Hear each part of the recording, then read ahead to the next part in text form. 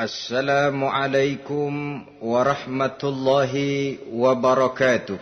Waalaikumsalam warahmatullahi wabarakatuh. Bismillahirrahmanirrahim. Alhamdulillahi rabbil alamin. Wassalatu wassalamu ala ashrafil anbiya'i wal mursalin.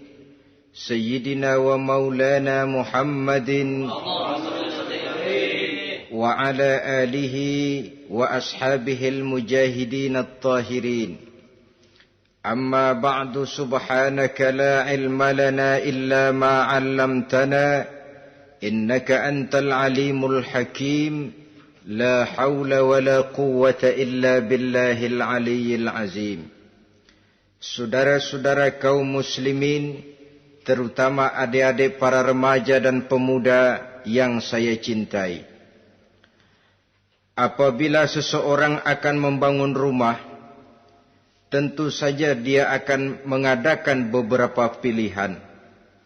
Sejak dari memilih lokasi di mana rumah itu akan didirikan, sampai kepada menentukan bahan-bahan kualitas yang akan dipakainya, sampai kemudian kepada wujud dan bentuk rumah yang akan ditinggalinya.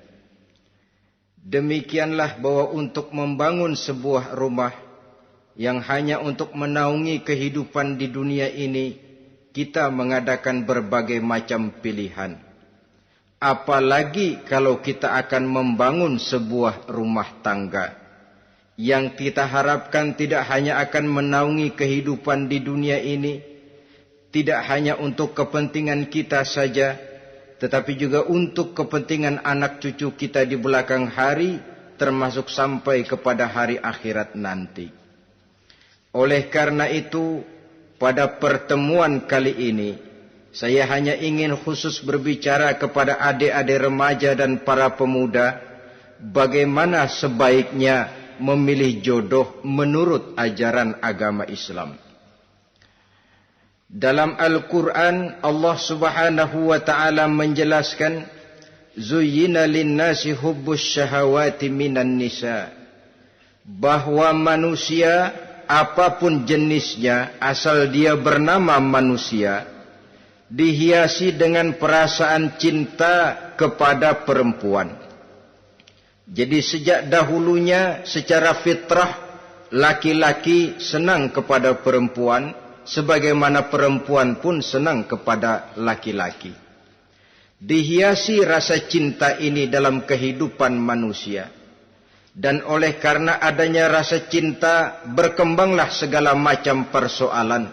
Sehingga seorang ahli cinta pernah berkata, cinta adalah 5 huruf yang membuat persoalan tidak akan pernah selesai.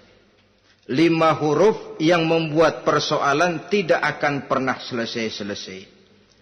Tetapi dalam kehidupan sehari-hari sering kita saksikan bahwa cinta ini bisa mendorong, memberikan motivasi yang baik, dan cinta ini pun bisa juga memberikan dorongan yang tidak baik. Oleh karenanya, apabila cinta itu ibarat setetes embun yang jatuh di bumi yang subur, akan tumbuhlah di atasnya aneka ragam bunga-bungaan yang harum semerbak, indah, mewangi, sedap dipandang orang, menebarkan rasa aman, damai, sentosa, dan begitu selanjutnya. Tapi jika cinta itu jatuh di hati yang gersang dan tandus, tidak ada yang akan dapat tumbuh di sana selain sirih memanjat batu, kuning daunnya, lemah gagangnya. Maka cinta yang semacam itu tidak akan memberikan dorongan positif kepada seseorang di dalam kehidupannya. Maka lebih dahulu kita akan membicarakan cinta dalam artian yang positif ini, untuk nanti sampai kepada perempuan yang bagaimana yang harus kita cintai, atau laki-laki yang bagaimana yang harus dicintai oleh seorang perempuan. Saudara hadirin yang saya hormati, cinta dalam artian yang positif, pertama, dia selalu mendatangkan keindahan. Yang kedua, cinta itu memberikan energi atau semangat untuk berjuang. Dan yang ketiga, cinta itu selalu membawa resiko dalam bentuk pengorbanan. Maka cinta yang positif pertama melahirkan keindahan. Disinilah orang memerlukan filter atau saringan. Sebab keindahan yang didasarkan karena cinta itu merupakan satu keindahan yang relatif saja. Boleh jadi karena indah orang jadi cinta, boleh juga jadi karena cinta segala sesuatu terasa jadi indah. Namun bagaimanapun juga, kalau hati sudah diliputi oleh rasa cinta, segalanya akan terasa menjadi indah. Cinta itu adalah keindahan. Yang kedua, cinta itu energi, melahirkan dorongan dan semangat. Yang lemah bisa menjadi kuat, yang takut bisa menjadi berani, yang jauh jadi terasa dekat. Itu semua karena dorongan cinta. Dan dari energi ini lahirlah yang ketiga, bahwa cinta adalah pengorbanan. Sehingga orang berkata, berani bercinta artinya harus berani berkorban. Takut berkorban, jangan bercinta. Kalau cinta ini kita salurkan kepada nilai-nilai agama umpamanya, yang pertama, cinta mendatangkan keindahan. Kita cinta kepada agama, maka apapun yang diperintahkan oleh agama akan terasa menjadi indah. Solat akan terasa menjadi indah, puasa terasa menjadi indah, zakat terasa menjadi indah, jihad pun akan terasa menjadi indah. Persis kalau kita cinta kepada seorang gadis. Jika kita cinta kepada seorang gadis, apanya saja akan kelihatan menjadi indah. Jalannya terasa indah, lenggang-lenggoknya terasa indah, suaranya merdu padahal cemprengnya bukan main. Seluruhnya akan mendatangkan keindahan karena dasarnya sudah cinta. Cinta membawa kepada keindahan. Yang kedua, cinta itu melahirkan energi. Orang yang cinta kepada agama akan lahir tenaga dan semangatnya melaksanakan ibadah, melaksanakan puasa, melaksanakan zakat, melaksanakan solat, melaksanakan haji, bahkan melaksanakan jihad sekalipun. Cinta selamanya menimbulkan energi dan semangat. Sama saja dengan kita apabila jatuh cinta kepada seorang gadis, walaupun rumahnya jauh, katanya, gunung pun akan kudaki, lautan pun kuseberangi. Untuk apa itu? Untuk menemui apa yang kita cintai. Cinta selamanya melahirkan energi. Capek tidak terasa, lelah tidak terasa, semuanya tertutup oleh keindahan yang bernama cinta. Lalu yang ketiga, cinta membawa pengorbanan. Apabila kita cinta kepada agama, maka pengorbanan terhadap apapun yang diminta oleh agama, baik itu pengorbanan waktu, tenaga, pikiran, harta, bahkan pengorbanan nyawa sekalipun, kita tidak akan berat melaksanakannya karena cinta kita kepada agama yang kita anut ini. Demikian juga cinta kita kepada seorang perempuan akan membuat kita rela berkorban.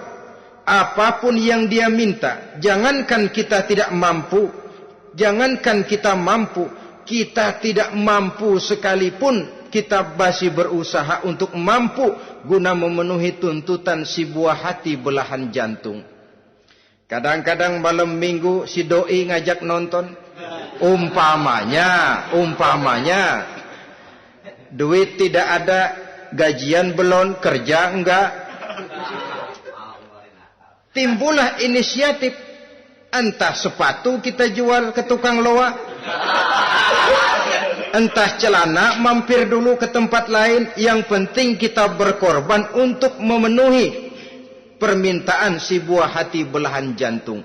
Ketika itu pengorbanan sudah tidak kita rasakan lagi. Bahkan pengorbanan yang paling pedih sekalipun, dalam gurau, dalam bercanda misalnya, dicubit kita oleh kekasih kita, pedih bukan main, terkelupas kulit, mengalir darah, bukan nangis, nyengir. malah kadang-kadang minta tambah dicubit lagi.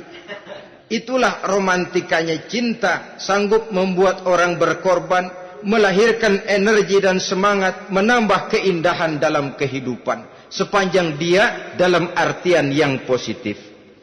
Kalau demikian masalahnya, di dunia yang penuh dengan perbenturan nilai sekarang ini, orang sering salah jalan bagaimana memilih jodoh untuk membangun rumah tangga yang bahagia. Jangan lupa bahwa membangun rumah tangga ini bukan hanya untuk 1-2 bulan, bukan hanya untuk 1-2 tahun, bahkan bukan cuma untuk kehidupan dunia, lebih daripada itu pun untuk menunjang kebahagiaan di akhirat. Oleh karenanya, memilih jodoh bukan satu hal yang mudah, bukan satu hal yang bisa dilaksanakan sambil lalu, tetapi memerlukan penelitian, memerlukan pengamatan yang mendalam. Apa petunjuk agama tentang itu? Dengan kata lain, bagaimana seharusnya seseorang memilih jodoh dalam kehidupannya? Ini tentu saja sumbangan moral buat adik-adik remaja dan para pemuda yang lagi kebingungan memilih jodoh, atau barangkali buat bapak-bapak yang kepengen nambah lagi.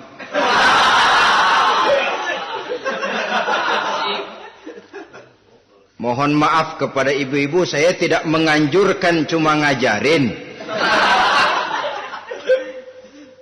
Yang pertama, menurut Nabi, nikahilah perempuan itu karena rupanya, karena hartanya, karena keturunannya, dan karena agamanya.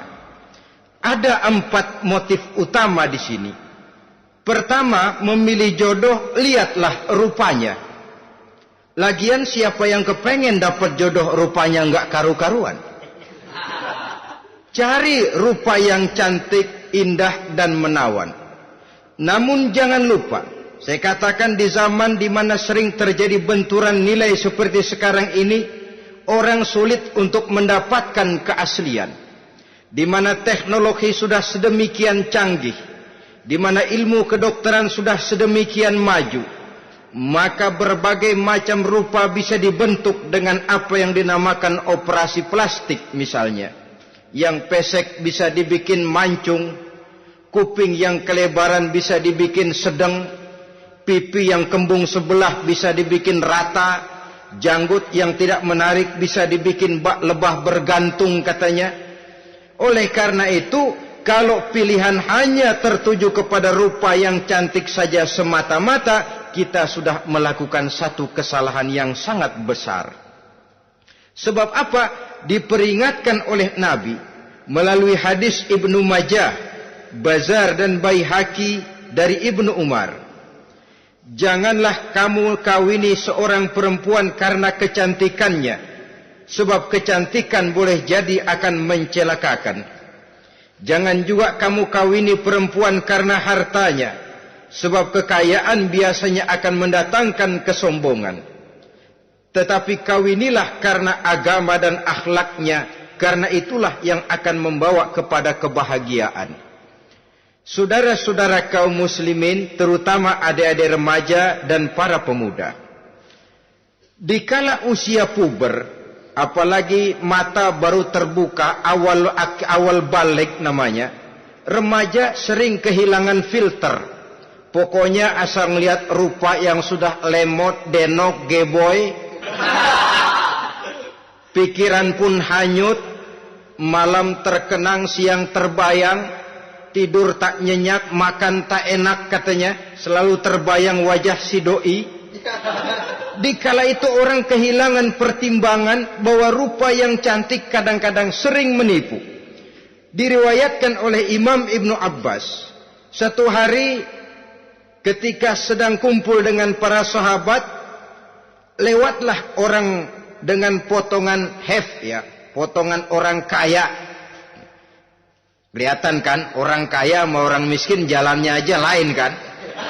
Jalannya saja, jangan gaya hidupnya, jalannya saja lain. Liwat dia, Rasul bertanya kepada seorang sahabat, menurut pendapatmu bagaimana orang yang lewat itu?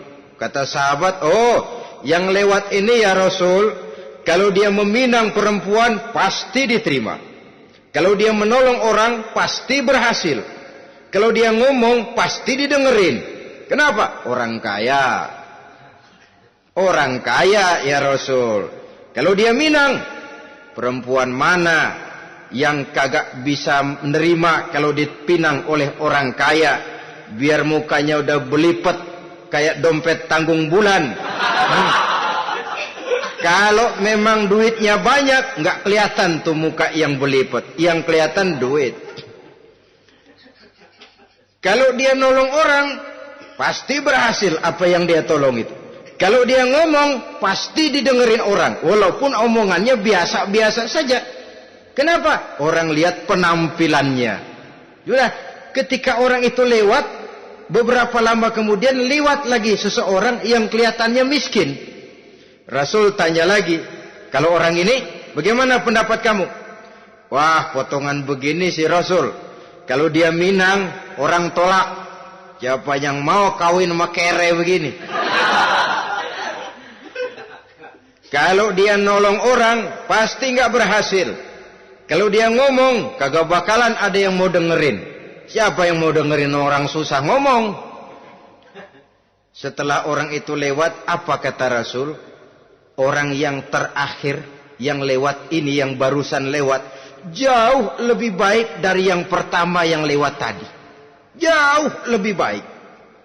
Maksud dari ucapan ini, Rasul sebenarnya mendidik para sahabat jangan tertipu oleh penampilan. Sebab penampilan tidak selamanya mencerminkan keaslian. Apalagi di zaman sekarang, salon di mana-mana bejibun. Alis mata bisa dibikin, pipi bisa dicat, yang pinggir kuning, yang tengah merah, di sebelah merah ada yang kehitam-hitaman, persis orang kepentok tiang listrik.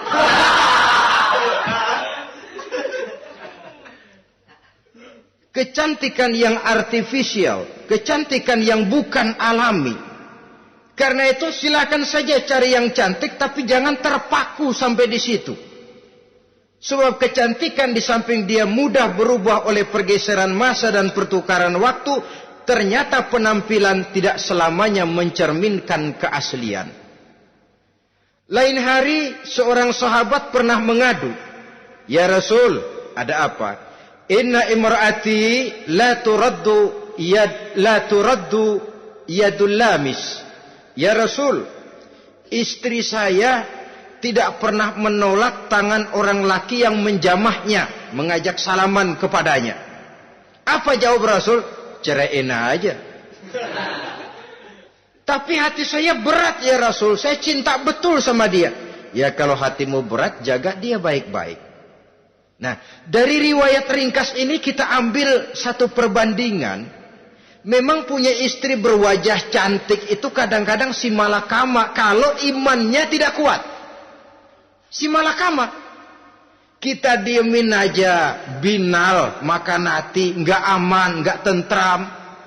Jangan-jangan saya berangkat ke kantor, dia ngompreng. Buah si malakama, seperti orang tadi, ya Rasul. Istri saya kelihatannya sebenarnya tidak negatif maksudnya ini, cuma bersalaman tapi terlalu ngobrol. La turaddu yadul lamis, tidak pernah menolak orang yang ngajak salaman. Ya sekedar salaman. Tapi kan awalnya dari salaman. Kalau sudah salaman kan strum bisa ngederedet dari tangan situ. Kata Rasul sederhana saja, ya kalau memang begitu ceraiin. Saya nggak kuat Rasul, saya cinta betul sama dia. Kalau kau tak kuat berpisah dengan dia, jagalah dia baik-baik. Ajar, didik, tanamkan rasa keagamaan di dalam hatinya. Saudara-saudara kaum muslimin, jadi rupa yang cantik tanpa didasari oleh nilai-nilai agama akan membuat seorang suami di rumah tangganya seperti si malakama. Seperti berhadapan dengan buah si malakama. Kalau tidak diiringi dengan nilai-nilai moral yang luhur dan bekal agama yang tangguh. akan pergi jauh dari rumah rasanya tidak aman, sedangkan di rumah saja siapa yang akan mencari nafkah, dan begitu selanjutnya. Orang tadi jelas berhadapan dengan buah si malakama, didiamkan, makan hati. Sebab maaf, kalau seorang suami sudah tidak punya rasa cemburu terhadap istrinya, itu kan yang disebut dayus.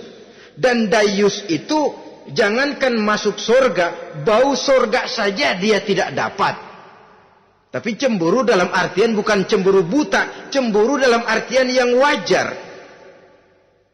Dia cemburu, akan dikerasi, takut kalau istrinya minta cerai, sedangkan dia cintanya sudah kadung medok bener. Si malakama jadinya. Nah, ini juga satu riwayat yang memberikan gambaran kepada kita. Pilihan, silakan cari rupa yang cantik saja. Cari yang cantik. Tapi kalau itu dijadikan motif utama tanpa dasar-dasar agama, saya khawatir nanti rumah tangga kita akan berhadapan dengan buah si malakama. Jadi adik-adik remaja, usaha, ikhtiar, cari yang cantik, yang kira-kira nggak membosenin, supaya kita betah tinggal di rumah, supaya kita merasa ada tempat berbagi rasa, ada tempat kita bernaung.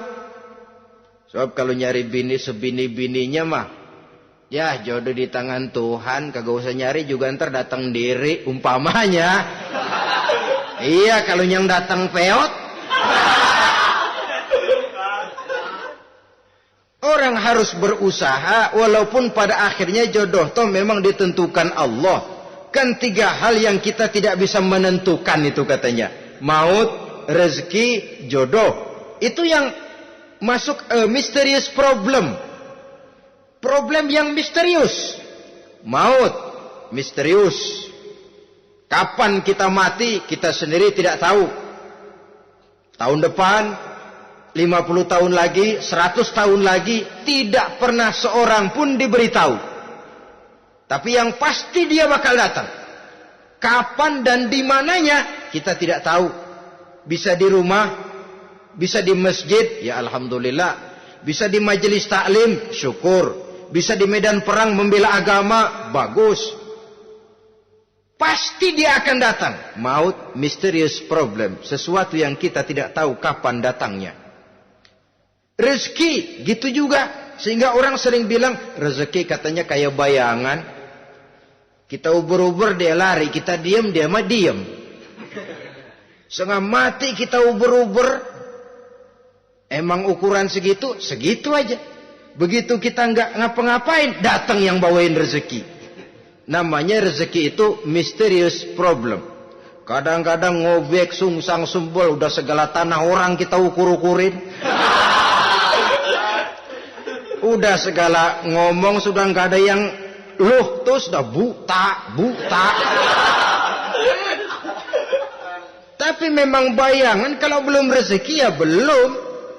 Kadang-kadang nyari kode sampai tidur di kuburan. Belepotan tanah kuburan loh. Yang aneh lagi kadang-kadang orang gila ditanyain. Allahu Akbar, ini kode-kode zaman sekarang ini. Sampai orang waras nanyain orang gila, itu gimana itu? Ini sudah efek yang betul-betul negatif. Sudah jelas orang gila kok ditanya. Apa kira-kira yang nanya nggak lebih gila dari yang gila itu?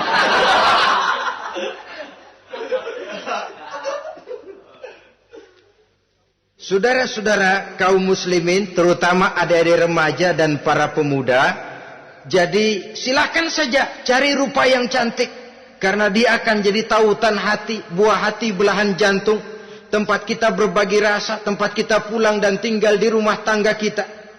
Tapi hendaknya kecantikan rupa itu diiringi juga dengan kecantikan budi. Karena itu cari rupa yang cantik. Ini pilihan utama. Yang kedua, kata Nabi, harta, cari yang kaya. Tetapi jangan lupa, jangan dijadikan pilihan utama. Karena kekayaan sering mendatangkan kesombongan. Apalagi kalau seorang pemuda mendapat istri orang kaya. hidupnya dimodali oleh istrinya, maka biasanya wibawanya sebagai seorang suami akan hilang. Akhirnya komando di tangan istri. Dikala itulah suami tidak lebih daripada prajurit yang taat kepada komando istrinya. Padahal menurut konsep Quran, ar-rijalu qawwamuna 'alan nisa, laki-laki diciptakan sebagai pembimbing bagi perempuan.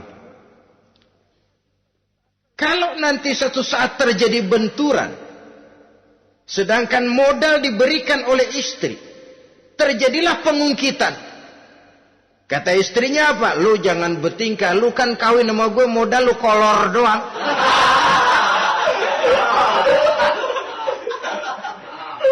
Kalau sekarang bertingkah, silakan keluar rumah.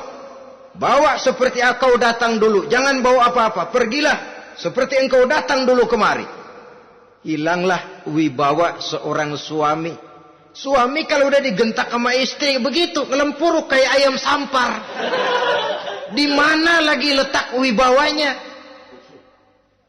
Harta sering mendatangkan kesombongan. Oleh karena itu, walaupun diperintahkan cari yang keturunan orang kaya, tapi maksudnya jangan dompleng.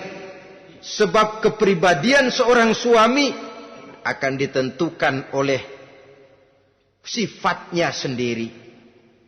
Keberadaannya ditentukan oleh karya dan perbuatannya sendiri.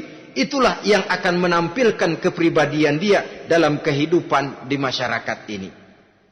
Saudara-saudara kaum muslimin, terutama adik-adik remaja dan para pemuda, kan kadang-kadang di zaman sekarang kan kelas-kelas gigolo, playboy ya, nyari tante-tante kesepian, mejeng-mejeng di pinggir-pinggir jalan dengan harapan apa? Ya barter lah, tukar tambah.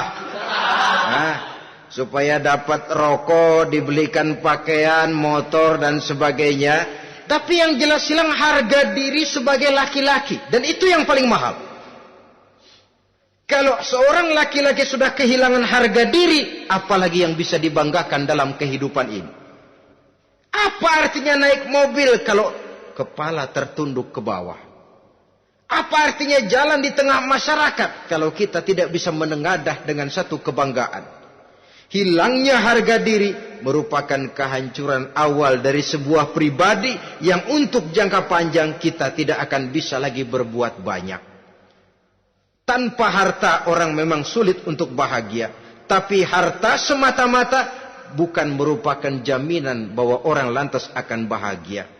Saya barangkali harus berkata, banyak orang miskin yang kaya, tapi tidak sedikit orang kaya yang miskin. Saya ulangi ini. Banyak orang miskin yang kaya, tetapi tidak sedikit orang kaya yang miskin. Nah, bagaimana pengertiannya?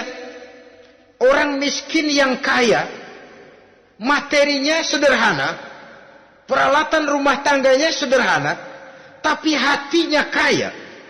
Oleh karena hatinya kaya, jiwanya lapang.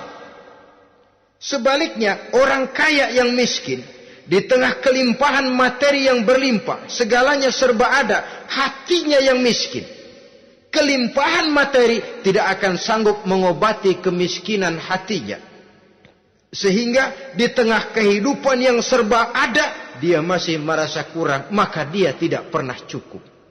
Di tengah kemilauan dan gemerlapan serta glamornya rumah mewah, dia merasa hidup di tengah gurun pasir yang gersang dan tandus.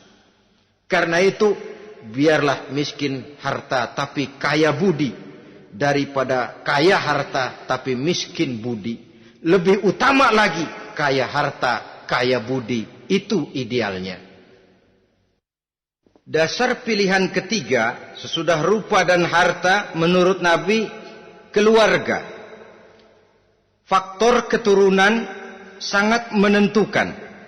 Pepatah mengatakan, buah apel akan jatuh tidak terlalu jauh dari pohonnya. Biasanya kalau bapak kalong, anak kampret. Bapak nyolong, anak nyopet. Itu fotokopi. Saudara-saudara, sungguh pun demikian, faktor keluarga bukan merupakan yang paling dominan. Karena segalanya memang bergantung kepada hidayah dari Allah Subhanahu wa ta'ala. Kalau hidayah datang, bisa saja anak maling bisa jadi kiai. Kalau hidayah datang, bisa saja anak nabi malah ikut bersama orang-orang kafir. Pada akhirnya orang mau besar atau tidak, bukan dengan jalan menyempeng kepada keturunan orang lain, tapi ditentukan oleh kepribadian dirinya sendiri. Tidak bisa kita menjadi besar dengan menyebut kebesaran orang lain. Itu sebabnya dicontohkan oleh Imam Ali pada saat beliau berkata, laisal fata may yaqulu kana abi walakinnal fata may yaquluha anadha. Anak muda yang gentleman adalah anak muda yang berani berkata, inilah saya. Bukan anak muda yang membanggakan leluhurnya. Ini kan zaman sekarang ini lagi ngetop-ngetopnya lagu-lagu cengeng katanya dah. Sebenarnya menurut saya bukan cuma lagu cengeng yang jadi masalah. Lagu cengeng cuma satu efek dari sikap yang lebih utama dari itu, yaitu mental cengeng. Kalau mental sudah cengeng, apapun yang kita lakukan akan jadi cengeng. Tidak cuma lagu, kebudayaan yang lahir akan kebudayaan cengeng. Jadi pengusaha cengeng. Jadi pejabat cengeng. Jadi kiai cengeng. Kenapa? Mental cengeng. Di antara mental cengeng itu apa? Mengandalkan fasilitas atasan. Kalau tidak ada fasilitas dari atas, lantas tidak bisa berbuat apa-apa. Cengeng. Menjadi besar bukan karena karier pribadi, tapi karena nasib katrolan. Itu pun termasuk mental cengeng. Sedikit gagal, bagaimana sedikit jalan buntu, sedikit deadlock, lu ngapain lu melulu? Saudara hadirin yang saya hormati, jadi lebih penting dari sekedar lagu-lagu cengeng, saya malah lebih suka bicara mental cengeng ini. Mental yang cepat putus asa. Mental yang tidak mau mengeluarkan usaha maksimal. Mental yang hanya mengandalkan fasilitas. Sedangkan pribadinya tidak lebih daripada pribadi sumuhun dawuh. Pribadi kulo nuwun. Pribadi kumaha juragan wae. Pribadi oke bos. Pribadi asal bapak senang.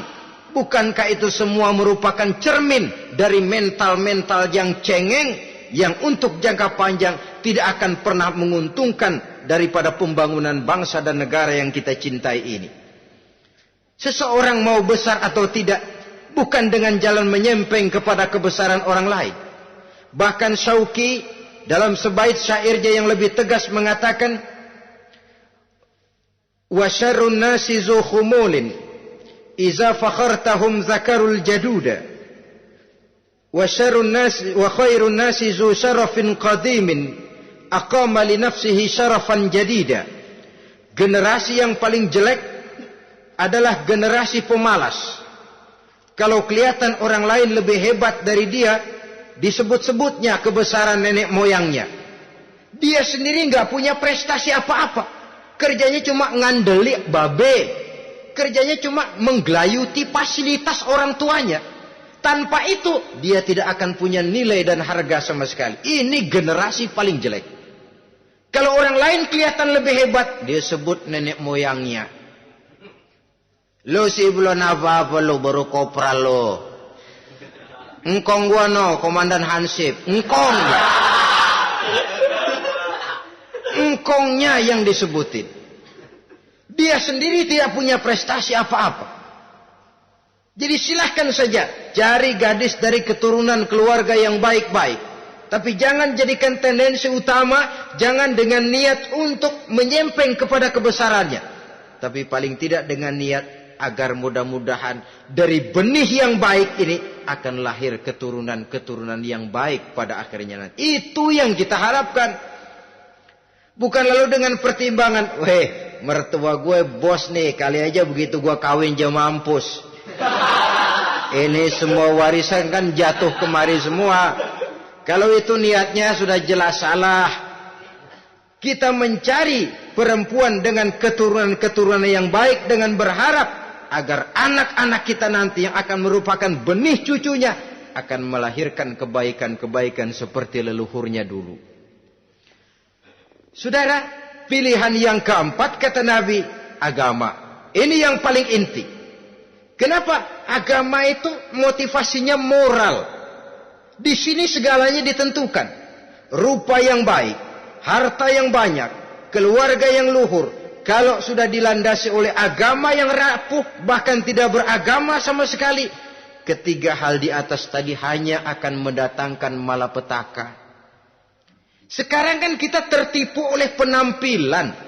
Padahal penampilan belum tentu kenyataan. Di jalan-jalan kita akan lebih terpesona melihat gadis pakai miniskirt di atas lutut ketimbang kita melihat gadis-gadis yang pakai jilbab. Kalau sudah pakai jilbab keliwat, yang usil banyak banget, bau sorga nih. Bau sorga katanya. Tapi kalau sudah yang pakai miniskirt itu yang lewat, itu dari ujung ke ujung mata kagak mau kedip. Lalar nempok di mata kagak dirasain. Kita terpesona oleh penampilan zahir, padahal penampilan belum tentu memantulkan hal yang sebenarnya. Tapi memang itulah watak manusia. Watak manusia, saya katakan manusia tanpa kecuali. Tetapi bergantung kepada pemikiran jangka pendek atau jangka panjang. Kalau jangka panjang yang kita pikirkan, ya tentu kita tidak akan mudah terpesona oleh hal yang zahir. Sampai-sampai Quran sendiri mengatakan budak yang hitam legam tapi beriman itu lebih baik daripada orang-orang musyrik walaupun cantik, denok, lemot, geboy. Ada lagi nggak bahasa yang lebih dari itu? Cantik, denok, lemot, geboy, bahenol, nerkom. Tapi kafir masih lebih baik budak yang hitam legam sekalipun. Kalau dia beriman. Kenapa? Rumah tangga untuk jangka panjang. So itu Islam tidak membolehkan kawin campuran dengan lain agama. Walaupun ada ayat yang mengatakan boleh kawin dengan ahlul kitab. Tapi sebagian mufassir menjelaskan bolehnya kawin dengan ahlul kitab itu dalam kondisi darurat. Dalam kondisi normal tidak bisa. Kenapa? Kalau sudah berlainan agama, akan terjadi kerancuan rumah tangga untuk jangka panjang. Bagaimana membina dalam keharmonisan di rumah tangga? Bagaimana nasib anak-anak nanti? Kadang-kadang ada keluarga, kami sih keluarga modern. Anak-anak kami berikan kebebasan untuk milih agama apa saja. Bapaknya Islam, istrinya Kristen, anaknya ada yang Hindu, Buddha. Bagus nih, keluarga pecel namanya. Bagaimana keluarga modern bisa seperti itu? Padahal seorang suami bertanggung jawab di hadapan Allah. Dia akan ditanya tentang istrinya. Dia akan dimintakan pertanggungan jawab tentang anak-anaknya. Kalau istri kita berlainan agama, mungkin terjadi pengkaplingan. Pokoknya kalau anak perempuan ikut ibu, anak laki ikut bapak. Administrasi dunia bisa begitu. Tapi akhirat, pertanggungan jawab di hadapan Allah. Bisakah kita? Sorry aja Tuhan emang janjinya begini. Saudara hadirin yang saya hormati, oleh karena itu budak legam hitam kalau beriman masih lebih baik daripada orang-orang yang tidak beriman walaupun cantik dan mempesona. Kenapa? Ini faktor agama. Ya buat 1-2 bulan bisa terwujud rumah tangga yang tentram. 2-3 tahun mungkin masih bisa bertahan, tapi sampai kapan? Sampai kapan itu akan terwujud? Pada akhirnya akan muncullah dilema yang akan sulit buat diatasi. Oleh karenanya motif agama dijadikan stres oleh Nabi. Fasfar bizatiddin taribat yadak. Pilih agama sebagai titik sentral, sebagai pilihan utama. Kalau agamanya kuat, walaupun rupanya sederhana, tapi karena nilai agamanya kuat, dia bisa menyenangkan hati suaminya. Dia bersolek untuk kepentingan suaminya. Dia taat kepada suaminya. Harta, dia anak orang kaya untuk membantu perjuangan suaminya.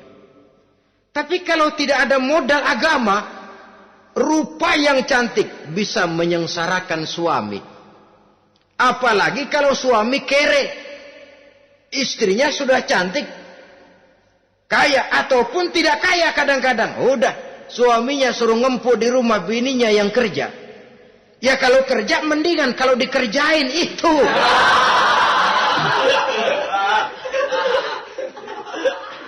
Itu yang repot. Saudara hadirin yang saya hormati, dan ini bukan satu dua kasus. Alangkah malangnya kalau sudah terkena hal seperti itu. Akhirnya seperti pengaduan sahabat kepada Rasul tadi. Mau diceraiin, cinta saya udah medok benar Rasul. Enggak diceraiin, hati saya ngebet, pegel. Si malakama akhirnya. Jadi oleh karenanya agama. Kalau dia cantik, walaupun miskin, agamanya kuat, dia bisa memelihara kehormatan diri. Dia kaya, agamanya kuat, hartanya disalurkan di jalan Allah. Karena itu, agama jadikan pilihan utama. Dan ukuran agama itu bukan cuma jilbab loh. Ya kadang-kadang ada juga yang jilbabnya nggak pernah lepas, tapi kadang-kadang akhlaknya lebih binal dari yang keribu. Ada cuma sekedar kamuflase saja, itu pun penampilan, sekedar penampilan saja. Cuma dari segi aurat ya memang lebih baik dan lebih utama, dan saya kira lebih mengundang penasaran toh. Duren kalau udah dibuka kan kelihatan isinya, emang udah begitu, udah. Tapi kalau masih rapat, itu yang rasanya kita pengen buka. Timbul tantangan, gue pengen tahu isinya. Rasanya juga begitu. Sama saja dengan baju, kalau dibungkus rapat di plastik, ditaruh di etalase, adanya di toko serba ada, tahu kita barang mahal nih. Biar punya duit, kita mau nawar ragu-ragu, takut nggak cukup. Tapi kalau barang sudah dibuka di jalanan, diobral di pinggir jalan, murahan, 1.003 masih dicampur odol. Yang begitu sih biar nggak punya duit, kita berani banget tanya, nawar, megang lagi nyemek. Berat duit nih bang. Kenapa? Barang sudah terbuka. Jadi saudara-saudara, syukur kalau keempat-empatnya ini jodoh terkumpul dalam jodoh yang saudara cari. Sudah rupanya cantik, kaya, keturunan orang baik-baik, agamanya kuat. Nah, surga dunia tuh. Yang begitu cari. Kalau ada yang begitu, saya juga mau nambahin satu lagi.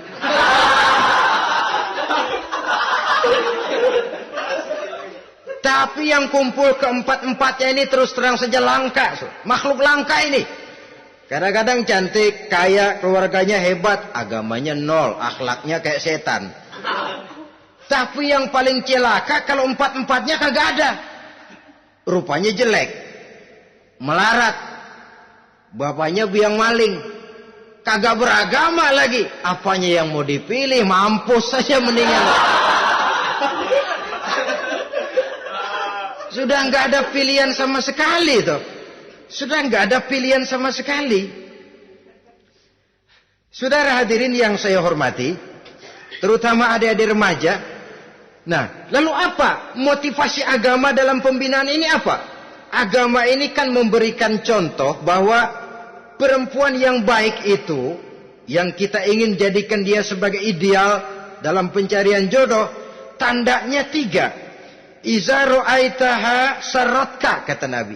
Kalau dipandang, dia bisa menggembirakan kamu. Kan ini yang penting buat seorang suami. Kalau saudara nanti jadi suami, punya istri yang jadi partner setia mendampingi suaminya. Kalau dilihat nggak bosenin. Kenapa? Dia berdandan untuk nyenangin hati suaminya. Nggak bosenin. Kan kadang-kadang ada bini kalau kita pulang demok aja fotonya.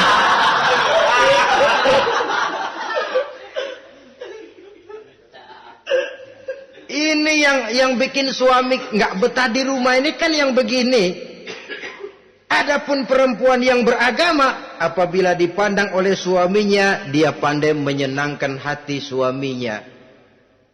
Andai kata suaminya dalam kesulitan, dia tidak menambah beban kesulitan. Paling tidak dia bisa memberikan satu bantuan moral. Bantuan moral untuk mengurangi beban kesulitan daripada suaminya. Suami pulang dagang rugi, kata istrinya, romantika bang.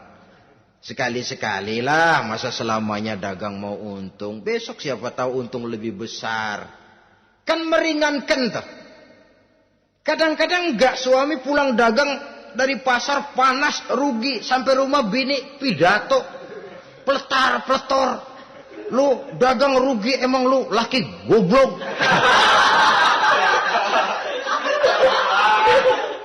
Sudahlah di pasar rugi, di rumah digoblok-goblokin. Ini nanti kena penyakit broken home yang begini ini. Padahal kesuksesan di kantor, kesuksesan di pasar, kesuksesan di medan tugas selalu dimulai dari kesuksesan dan ketenangan dari rumah tangga. Dia berhias untuk kepentingan suaminya, tidak terlalu berlebihan, dan suaminya pun pandai menghargai istrinya dengan kata-kata yang menimbulkan gairah dan semangat. Melihat istrinya bersorak, kamu makin cantik saja. Jangan juga kadang-kadang suami ketus. Ngelihat pulang kantor, lihat suaminya, istrinya dandan rapi. Tumben lu mau bekasin apa? Mau bekasin katanya. Artinya apa ini? Pandai mengembirakan, bisa tenggang rasa, bisa berbagi rasa. Sehingga suami merasa ada tempat dia bertukar pikiran. Ada tempat dia membicarakan persoalan. Dialog dalam kehidupan berumah tangga itu sangat diperlukan. Iza ra'aitaha sarratka, kalau dipandang dia sanggup mengembirakan kamu. Dikasih uang 500 senyum, 5.000 pun ketawa. Menggembirakan. Dia bisa taruh kata hatinya kesel, tapi mulutnya senyum. Nah ini yang sulit ini. Senyum tapi kesel, kesel tapi senyum. Kadang-kadang istri itu kan kalau sudah kesel, suami pulang nggak bisa dia menyembunyikan kekesalannya. Dari jauh suami sudah lihat ini yang nyambut, ini bemo ini. Udah monyong serem. Saudara hadirin yang saya hormati, yang kedua, bila diperintah dia taat. Ini pengaruh agama.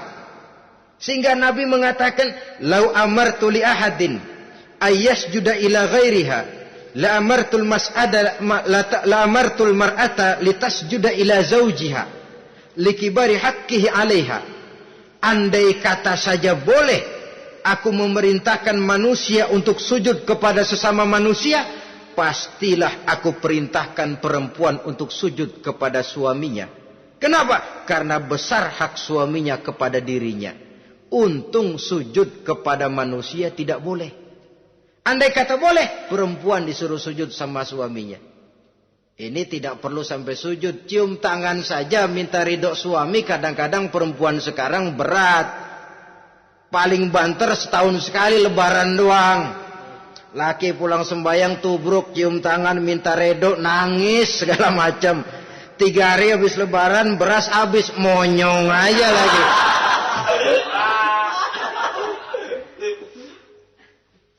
Saudara hadirin yang saya hormati,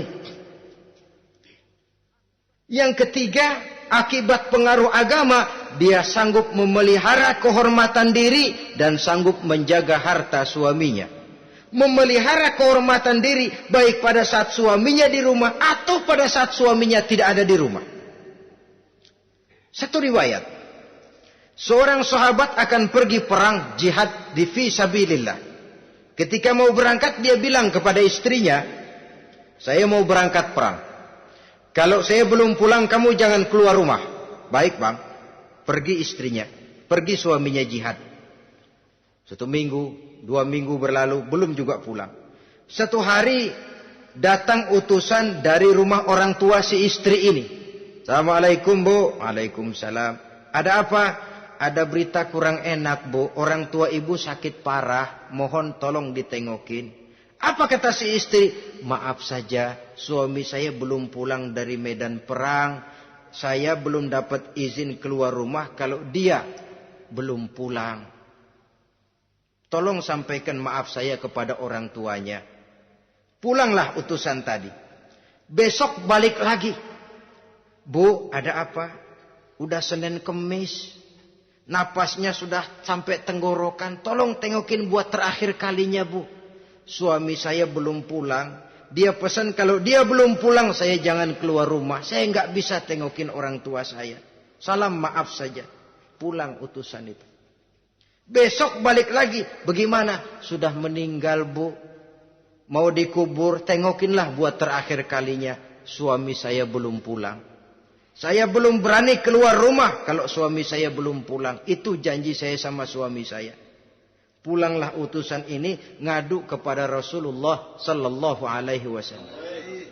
Ya Rasul, ini perempuan kelewatan benar.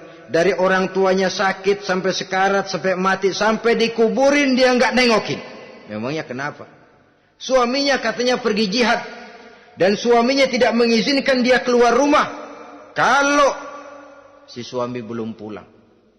Apa jawab Rasul? Marahkah beliau? Tidak, beliau senyum. Apa katanya? Dosa orang tua yang meninggal ini telah diampuni oleh Allah karena dia punya anak perempuan yang begitu taat kepada suaminya. Allahu Akbar. Dosa orang tua yang sudah meninggal itu diampuni oleh Allah karena dia punya anak perempuan yang begitu taat kepada suaminya. Ketaatannya kepada suaminya menyebabkan dosa orang tuanya diampuni oleh Allah Subhanahu wa taala. Suami pergi jihad, orang tua sakit keras, tidak berani dia keluar rumah. Itu tandanya bisa menjaga kehormatan diri. Kalaupun satu saat suaminya manggil, bu, tolong ambilin uang di dompet. Dompetnya dibawa, bang, ambil saja sendirilah, nanti salah ambil lagi saya. Kadang-kadang enggak, suaminya pergi mandi, dompet berantakan.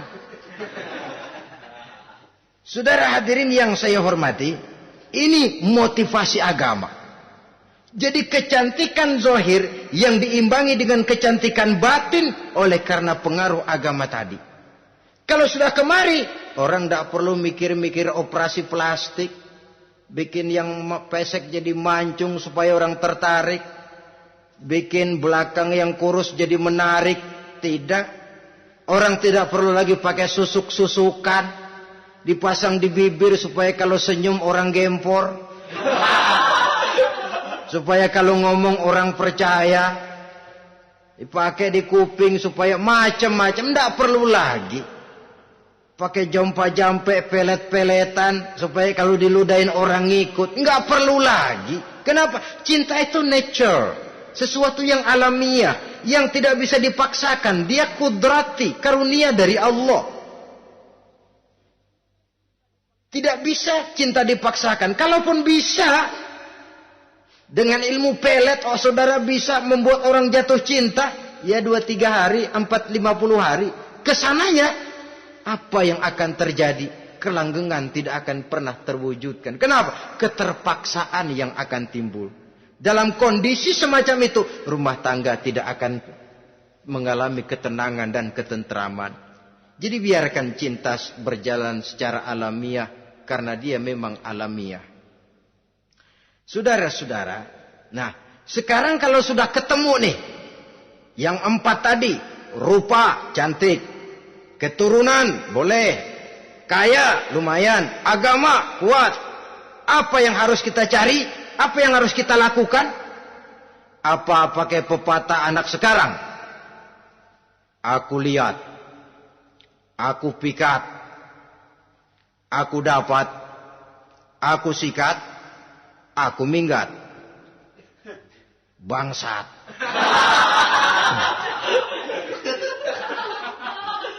Itu kan ada moto cinta kilat begitu tuh. Cinta kilat katanya.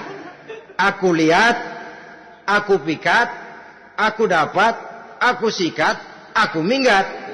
Bangsat. Atau kita harus hanyut dalam arus free love, free sex, summon living, eksperimen dulu? Tidak. Islam mengajurkan kalau memang seret, ini rasanya ini nih, mantap gue nih. Apa yang diajarkan oleh Islam selanjutnya? Meminang, saudara-saudara. Meminang adalah langkah awal untuk mengikat tali pernikahan. Diizinkan meminang, dan di dalam meminang pun diizinkan untuk melihat. Cuma kalau boleh, ya syaratnya itu waktu melihat itu jangan sampai ketahuan si perempuan yang akan kita pinang itu. Untuk apa kita meminang? Pertama untuk yakin. Yakin bahwa perempuan yang kita inginkan ini sudah kumpul syaratnya itu, tidak ada cacatnya.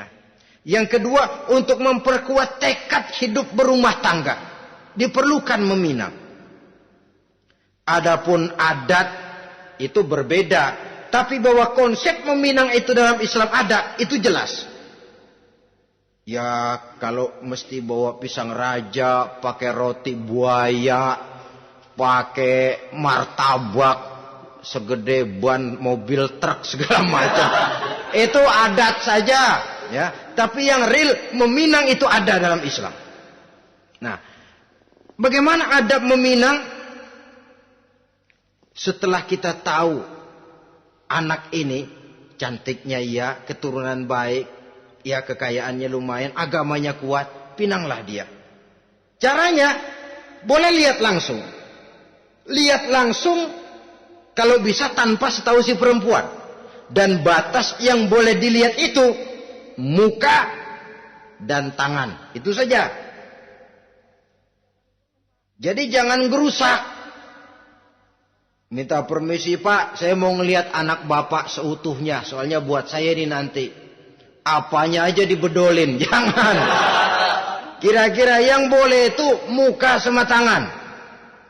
Andai kata kita risih. Sebab nanti kalau nggak jadi akan jadi timbul rasa malu. Dan si perempuan juga kasihan. Boleh mengutus perempuan yang kita percaya. Coba kau ke sana. Lihat kondisinya yang sebenarnya bagaimana. Kalau ngelihat dari jauh sih utuh, siapa tahu nanti tangannya kurang sebelah. Coba lihat sana. Saudara-saudara, kemudian boleh juga ditanyakan kepada orang tuanya. Dan dalam hal ini orang tua si gadis tidak boleh menyembunyikan aib atau cacat yang dimiliki oleh anaknya. Dia harus menceritakan apa adanya, sampai pun kekurangan anaknya yang paling kecil sekalipun. Sebab apa? Jangan sampai istilah pepatah beli kucing dalam karung. Kedengeran suaranya doang meong-meong, begitu dibuka tuh kucing gempor sebelah kakinya nggak ada. Kan tentu kita tidak kepengen kecewa di belakang hari. Itulah perlunya meminang sebagai jembatan untuk menuju kepada pernikahan. Nah, dengan demikian kalau sudah usaha meminang ini dilaksanakan, jangan merasa sudah setengah resmi. Ini yang kadang-kadang jadi penyakit. Malah sesudah meminang harus masing-masing lebih menjaga diri, menjaga kehormatan, menjaga pergaulan. Kenapa? Agar saat memasuki jenjang pernikahan nanti merupakan jenjang yang sangat ditunggu-tunggu. Ada rasa keinginan tahu. Kalau tidak, ya udah biasa, nggak giroh lagi ngadepin perkawinan. Kenapa? Kemarin-kemarin gue udah cobain. Hilang gairah lagi. Sebab itu kalau sudah meminang, jangan merasa sudah setengah halal. Udah minang ini Kadang-kadang orang tua juga konyol. Sudah dipinang, diumbar. Lu bawa kemana kayaknya lu udah pinang. Padahal meminang itu cuma langkah awal. Sedangkan selanjutnya harus lebih berusaha menjaga kehormatan diri. Sampai pada saat nanti pelaksanaan pernikahan. Nah, saudara-saudara, terutama adik-adik remaja dan para pemuda, walaupun agak sekilas memang karena terbatasnya waktu pada pertemuan ini, mudah-mudahan bisa memberikan gambaran yang sepintas tentang bagaimana sebaiknya kita memilih jodoh di dalam membina rumah tangga yang bahagia. Semoga ada manfaatnya. Terima kasih atas segala perhatian.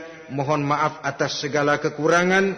Usikum wa nafsi bitaqwallah. Wassalamualaikum warahmatullahi wabarakatuh.